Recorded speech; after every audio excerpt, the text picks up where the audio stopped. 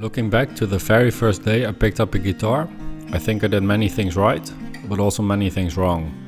And in this video, I'll show you exactly what I do instead if I was learning guitar again, and how it would have made me a better player.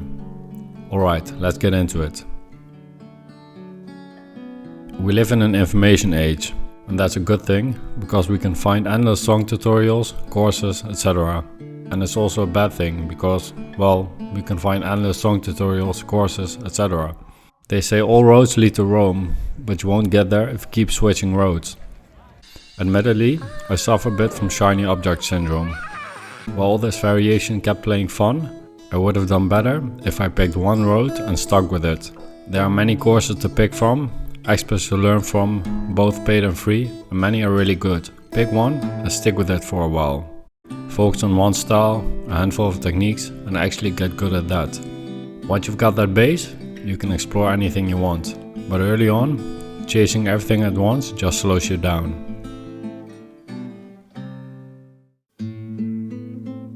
If I was learning again, I would attack my weak spots early, because every weakness you avoid becomes a wall that blocks your progress later. Case in point, bar chords. They are a nightmare for many beginning guitarists, and you can avoid them for months, maybe years. But here's the thing, they don't get easier later, they only get easier when you face them now. So whatever's holding you back, bar chords or anything else, face it now. For a long time, I thought practice just meant playing a lot. And while that's part of it, it's not just about the hours you put in. And only recently, I started learning how to practice for best results, how to learn faster, how to make less mistakes. Things like spacing out repetitions, treating practice like problem solving, blocked versus interleave practice, slow practice, the importance of breaks, etc. It's nice knowing what to practice, but it's even better if you know how to practice. Imagine typing on a laptop that looks like this. It would be very hard to say the least, especially when you're still learning how to type. But this is exactly how most people approach the guitar. It's how I played the guitar. I knew what frets to press, after all the tabs told me, but that was it.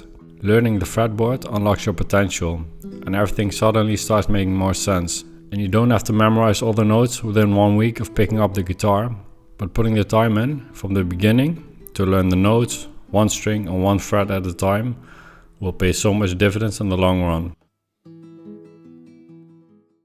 It's easy to focus just on playing songs, but even if you memorize all the notes of a difficult song, if the rhythm is off, you sound like a beginner. And a good, steady rhythm makes you sound like a musician, even when you're playing simple chords or notes. If I started again, I'd spend twice as much time playing to a click, or playing along to backing tracks, or the actual songs, so my rhythm would be much better than it is now. So that's what I'd do differently if I could start guitar over. Focus on one path, tackle weak spots early, learn how to practice, understand the fretboard, and lock in my rhythm. And here's one more tip I have for you. I did spend time playing spider walks, scales, but I always spent most of my time learning songs. And that is one thing I think I did correctly. Because songs teach you everything: rhythm, structure, technique, feel, and the most important thing, they remind you why you're doing this in the first place. And if you want to know why songs are the best exercise you can do, watch this next.